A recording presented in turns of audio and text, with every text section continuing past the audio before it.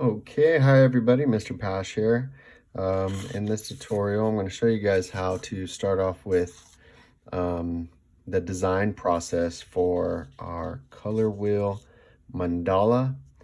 And what really a mandala is a radial symmetrical design that we'll be making here, and we'll be integrating aspects of the color wheel, including each color's hue, tint, tone, and shade, as well as aspects of black, white, and gray.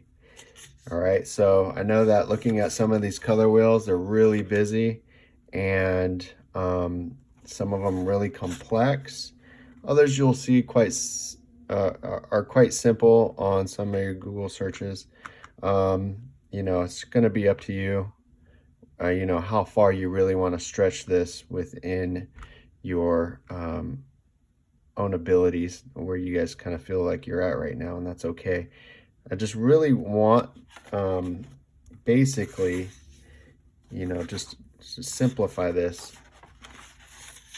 really what I want to do is take this color wheel and just design it a lot more using our own shapes and details. Okay, so rather than having you guys color mix all this stuff, which we had practice with earlier in this unit, we're now creating a design out of it in a variety of different ways. Okay, so one easy way to start out doing so is what you guys will have on your page is a template. Okay, and this is to help you guys trace the circle and each slice. And so we have 12 slices for each of our major primary, secondary, and tertiary colors. And then these circular grids are really just there to kind of help you map out where to put your design so it's seamless as you start working around. This handout here is to help you simplify the process, okay? I'm not trying to think of the total process, by designing each slice. And I have 3 examples here, just in case you guys wanted to try out different designs. But in each slice, I'll zoom in here, kind of want to start off here, and you want to think about, okay, what part is going to be my pure hue, which is going to be the tint, the tone, and the shade, as well as possibly maybe white, black, or gray. Now I got some extra tips for that, if you guys want, but at least you have all the color aspects mapped out. Okay, so we can kind of see an example here. I have a previous student example. You guys can see that each slice is the same design as it works around.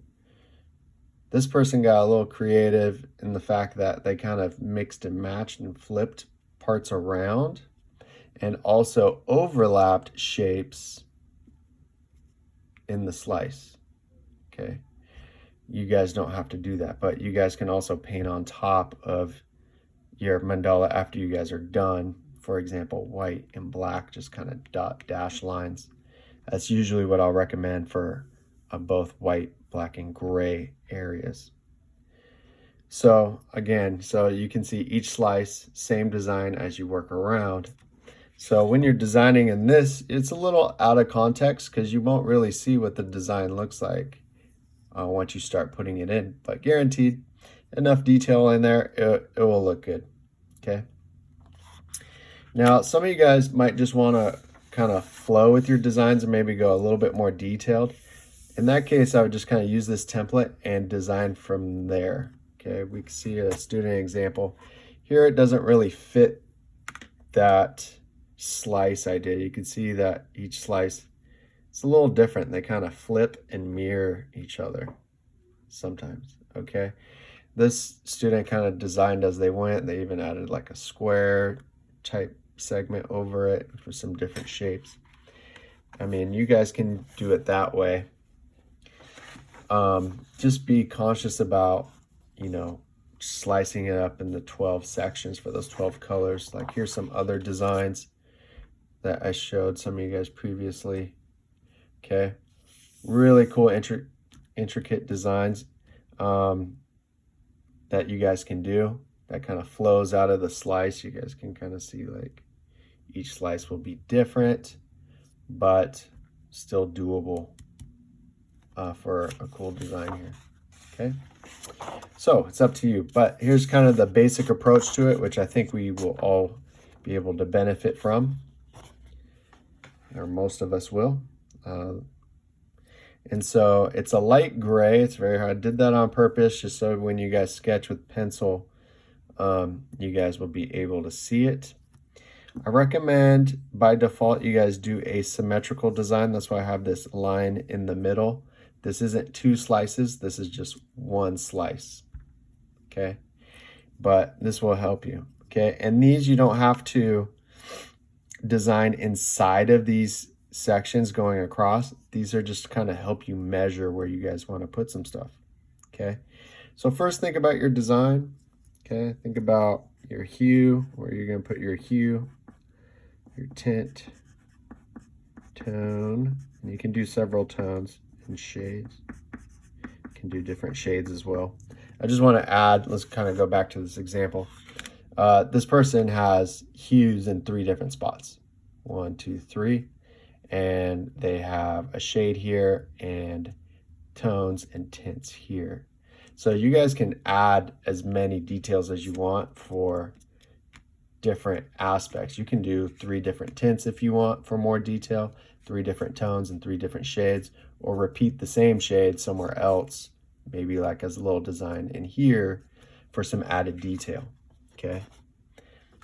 What I'm proposing to you is the minimal steps, the basic steps. All right, so I'm just gonna kind of naturally flow some design ideas here. Okay, so I'm gonna just use this line, maybe more of a flower petal, and maybe, let's see. And sure, I don't know if I like that. I went up to that line there, but I didn't need to. Maybe something right in the middle, and here's just to show you guys, just to kind of measure. Maybe I want to do somewhere in the middle here. Okay. And maybe just a line across as a shape. That might look pretty cool. Or maybe I'll have it kind of curve up instead. I'll probably erase that. Maybe I do want to do some more intricate designs. Maybe I'll this line go up and over. Let's get this eraser out. Okay. It's okay if it's a little wobbly right now.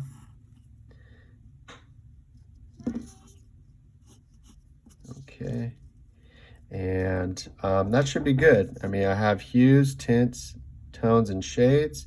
I have a spot for each. It's up to me if I want to get a little bit more detailed. If I do want to get more detailed, you know, maybe start adding in some other shapes, or maybe like a little dot in there, and that should be good. Maybe I'll curve this up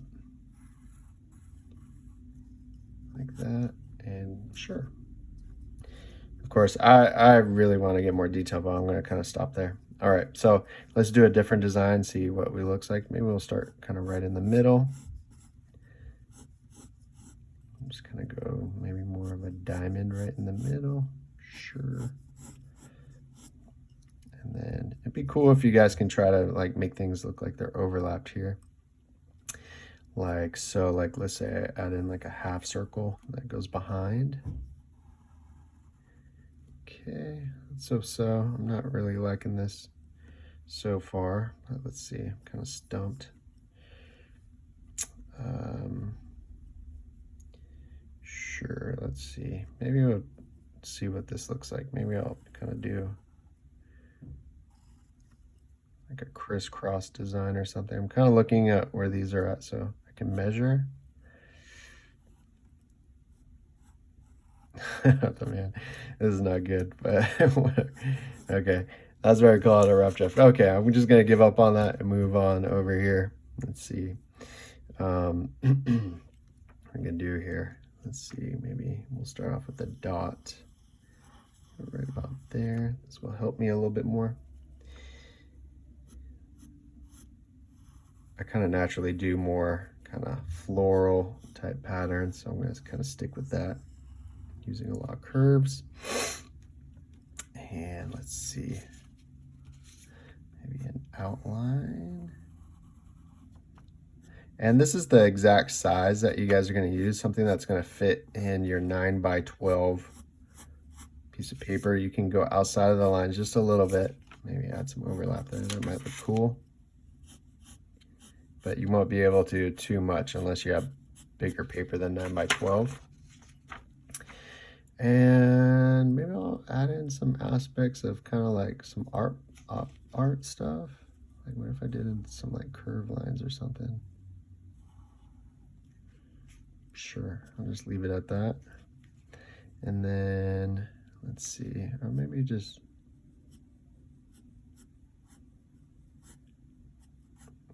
this might look cool. Can make it look like it weaves through. Not sure how I'd fill that in with color, but that could work. Maybe another little dot down here, or well, just a triangle. Okay.